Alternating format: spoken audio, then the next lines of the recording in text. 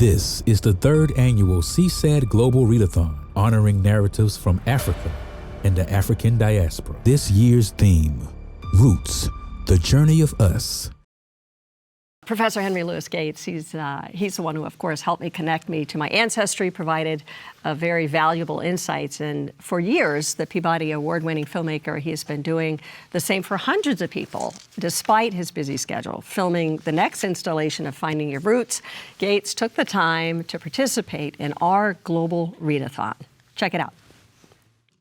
In 1910, 90% of all black people in the United States lived in the former Confederacy in the Deep South. 90%, 9 out of 10.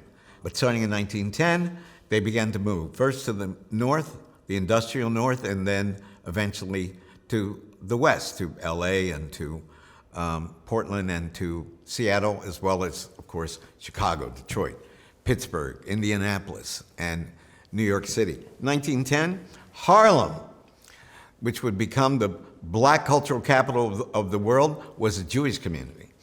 A very low percentage of black people. 1920, 30% black. 1930, 70% black.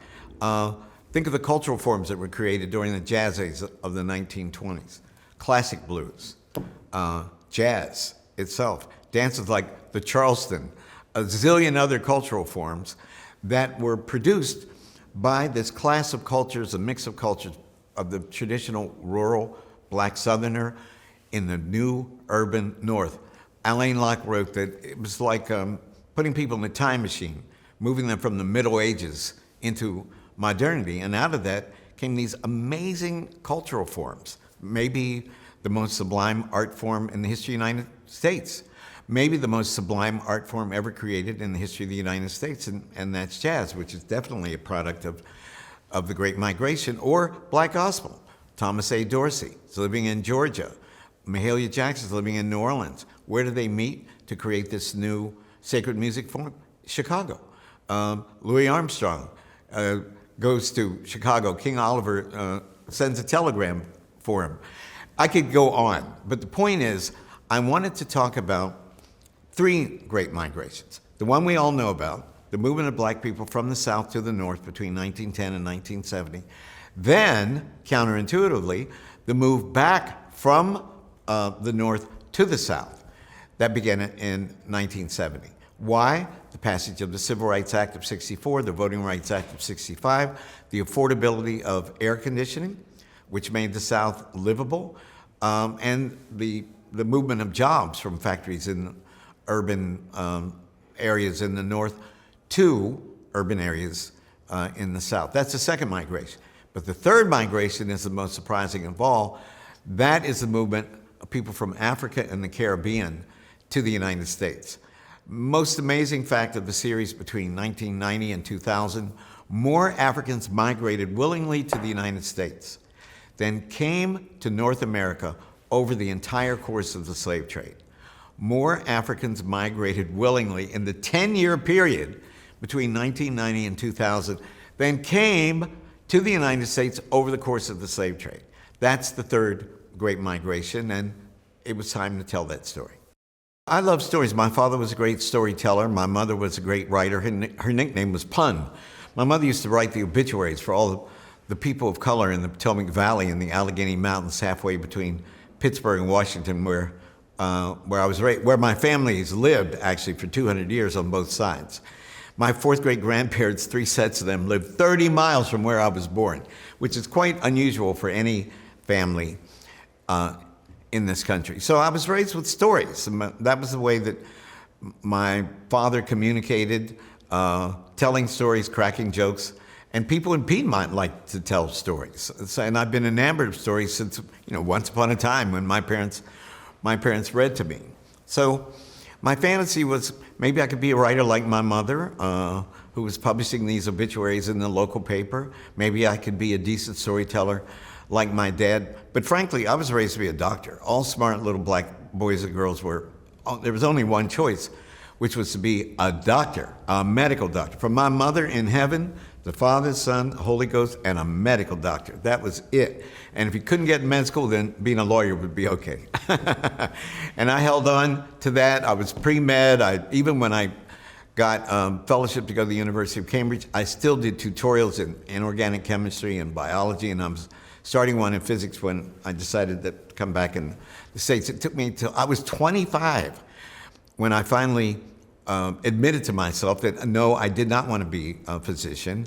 My brother is 5 years older, and he is an oral surgeon, so he kind of checked that box. All right, so I end up getting a PhD in English literature from the University of Cambridge. Now, on the way to this degree, I happened to turn on PBS, and there's Kenneth Clark doing Civilization.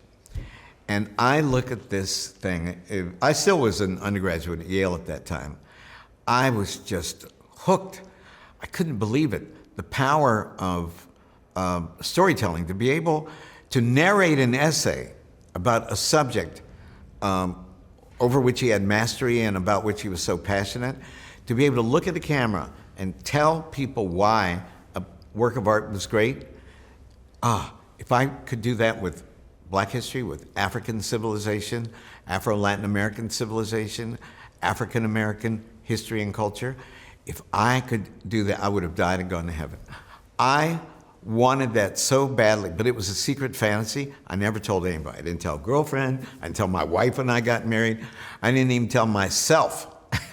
And then by accident, it all came possible when a producer in London happened to be watching me I was on a book tour, and I was in London. I was on a late night book show, a book show. And she was watching me, she said, in bed, and she said, that guy can be put in front of a camera. And she wrote to me, not knowing me, not knowing that I'd long had this fantasy.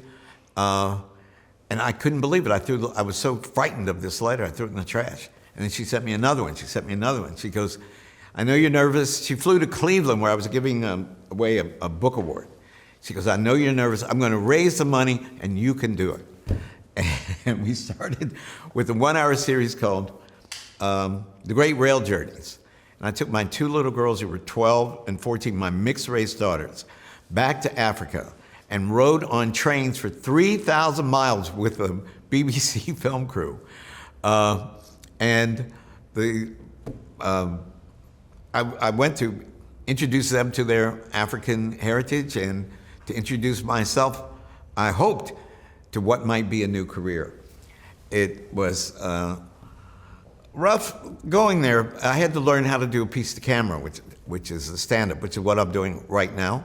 I had no idea how to do it. We were on Great Zimbabwe, the largest structure built by human beings south of the Sahara. And I had put all my notes on 5x8 cards.